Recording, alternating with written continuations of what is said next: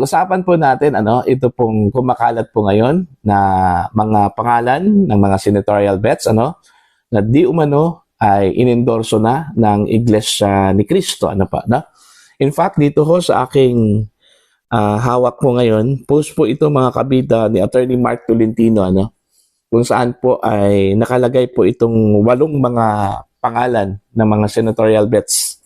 Okay, na sinasabi hong inendorso daw ng Iglesia ni Cristo. Although dito sa post po ni Attorney Mark, for confirmation pa po ito mga kabida, babasahin ko lang po okay. Iglesia ni Cristo 1914 reportedly endorsed the following for senators. Ito po 8 senatorial bets po ito. Okay. Pinangunahan po itong mga kabida ni Bam Aquino, Ramon Bong Revilla Jr., P.A. Cayetano, Bato de la Rosa, Bongo, Rodante Marcoleta, Amy Marcos, and Camille Villar. Dito po sa sinasabi hong mga pangalan, surprising masyado mga kabida. Ito pong si Bam Aquino. Okay? Although ito, again sinasabi ko po na hindi pa po ito verified at confirmed. Okay? Ito lang kasi yung kumakalat po ngayon. Okay? Sa social media mga kabida. At maging itong si Attorney Mark ay gusto po niyang malaman yung confirmation po dito sa nasabi pong mga pangalan ng mga senatorial bets na sinasabi pong inendorso ng Iglesia ni Cristo. Okay? Although 8 pa po ito, kulang pa po ng 4, I think kung totoo man po ito ay initial lang po ito mga kabida, Okay? So, doon po sa aking vlog po the other day, patungkol doon sa posibilidad na mag-endorso po ang Iglesia ni Cristo mga kabida ng mga senatorial bets. Ang sinabi ko po doon, posible pong yung mga perceive at posibleng hindi ho boboto doon po sa conviction po, ni Vice President Sara Duterte mga kabida diyan po sa Senado. Kasi alam naman po natin yung advocacy po ng INC. Ayaw po nila ng impeachment laban po sa Vice Presidente. Kaya kung maalala po ninyo noong January po I think January 13 nagkaroon po ng isang malawakang prayer rally po ang Iglesia ni Cristo sa iba't ibang bahagi po ng Pilipinas. At yung pinakamalaking rally po nila ay doon po sa Liwasang Bonifacio po mga kabida, kung saan po ay umabot po ng 1.8 million ang dumalo po na mga kapatid na Iglesia ni Cristo mga kabida. Okay? So isang show of force yun para ho ipakita sa mga mambabatas na kahit po sila ay suportado yung panawagan po ni Pangulong Ferdinand Bongbong Marcos during that time sa Kamara na wag hong ituloy kung sakaling meron man pong balak na i-impeach po itong si VP Sara Duterte po mga kabida dahil ang kanila pong grounds na pinagbasihan po ay yung sinabi po ng Pangulo. Marami pang mga importanteng mga bagay na dapat unahin po ang gobyerno ang mga mambabatas po natin kaysa dito ho sa impeachment laban po sa Vice Presidente. Maraming problema ang gobyerno, ang Pilipinas, na kailangan pong tutukan.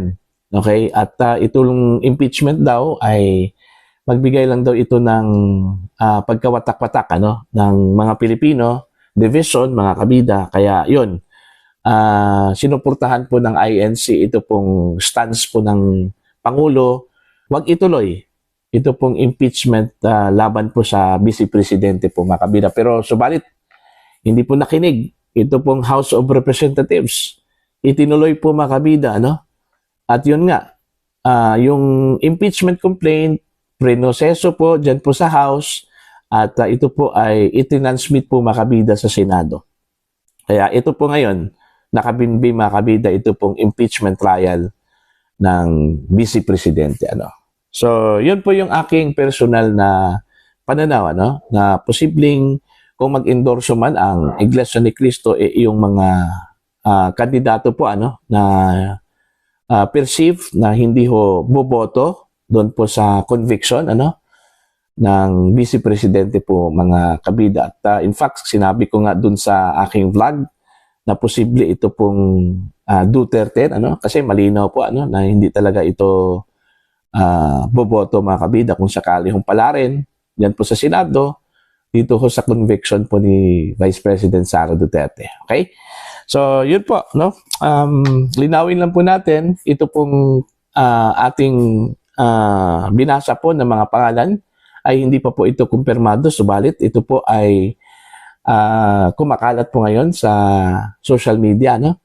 At yung isa ho dito, okay, ito pong si Senator Bong Revilla ay kumpirmado po mga kabida na siya po ay inendorso ng Iglesia ni Cristo. Siya lang po ang tanging kandidato na nandito ho sa pangalan na ating binasa po mga kabida na opisyal na inendorso daw ng Iglesia ni Cristo. Base po dun sa balita ng Inquirer.net.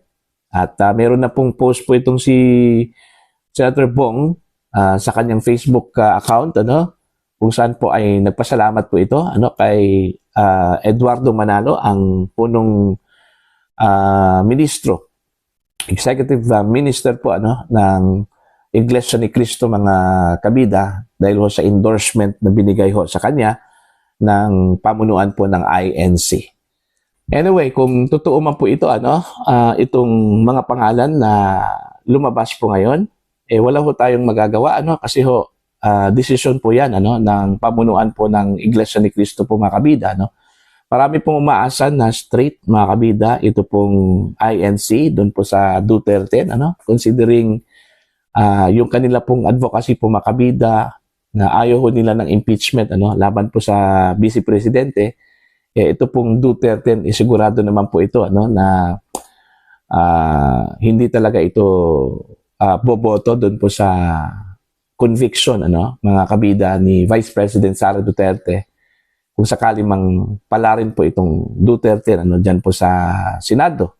Okay? Although, may mga surprises dito ho, na mga names, mga pangalan po, na nalagay po dito, mga kabida, kabilang na po ito hong si Bam Aquino, hindi ho natin inaasahan na ito pong si Bam ay mapabilang ho dito sa listahan.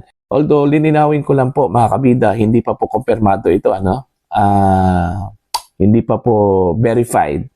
Ito lang po yung kumakalat po ngayon sa social media, Kabilang na po ito hong si Attorney Mark Tolentino, nagtatanong din kung ito po ba ay kumpirmado, Ito hong 8 mga pangalan ng mga senatorial bets na sinasabi hong inendorso po ng INC. Napakalaking bagay po ito mga kabida, para ho dito sa mga endorsed candidates, Why? Kasi mantakin nyo, yung Iglesia ni Cristo po ay kilalang nagpa-practice po mga kabida ng block voting, Ibig sabihin, majority ng mga miyembro po ng Iglesia ang susunod mga kabida dun sa gusto ho ng kanilang pamunuan, kung sino yung kanila pong iboboto. At proven and tested na po yan, for the past several elections, na pag sila po ay mag-endorso po ng mga kandidato, lalong-lalo na po sa national level po, ay meron pong malaking posibilidad na makapasok po sa Magic 12 po mga kabida, sa pagka-senador. Pagka-presidente at saka vice-presidente, proven and tested na po yan. Na kapag sila po ay mag-endorso, talagang malaki yung posibilidad na mananalo yung presidente o di kaya vice president na kanila pong i-endorso po. Kaya napakalaking bagay po ito para ho sa mga kandidatong mapipili po mga kabida ng INC para sa endorsement. Okay? So, titingnan na lang po natin ngayong araw po ng Biyernes, posibleng ilabas ng INC ang official lists ng mga kandidato ho sa pagkasenador. Usually kasi maglabas yan sila 3 to 4 days bago mag-election, mga kabida.